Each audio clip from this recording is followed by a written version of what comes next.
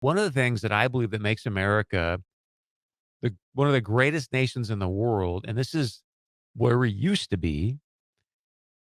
Remember how President Trump would say, "Hey, let's make America great again."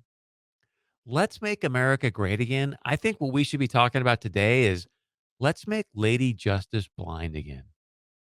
What if you and I lived in a nation where Lady Justice was blind again? Wouldn't that be amazing? Look what happened to Sussman last week in DC. Now, granted, he's got a jury out of DC. Everybody around there, I mean, it's a cesspool, right? That's why it's called the swamp. Sussman had it in writing. There was enough to convict this guy, and yet he walks off scot free. Why? Because he's part of the Clinton campaign situation. He's got a D behind his name. He's got the right thoughts according to what the swamp and the elites say. So I want to play this for you real quickly because I've got a bunch of good stuff here, but we're going to run out of time. But quickly, this is Mark Levin talking about, if you haven't heard, Peter Navarro last week. Remember what happened to Roger Stone? I mean, what? You're gonna show up to Roger Stone's house as FBI agents? I mean, firearms fully out, knocking on the door?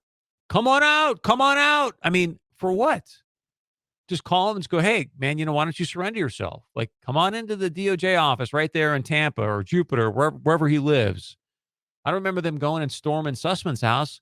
The other gentleman, I can't think of his name right now. He was part of the campaign. They had him in solitary. You've got people right now that were at the Capitol on January 6th sitting in solitary confinement because they don't think the way that the swamp wants them to think. I'm not defending what happened on the 6th. I'm saying, please, let's make Lady Justice blind again. Here's a little bit from Mark Levin.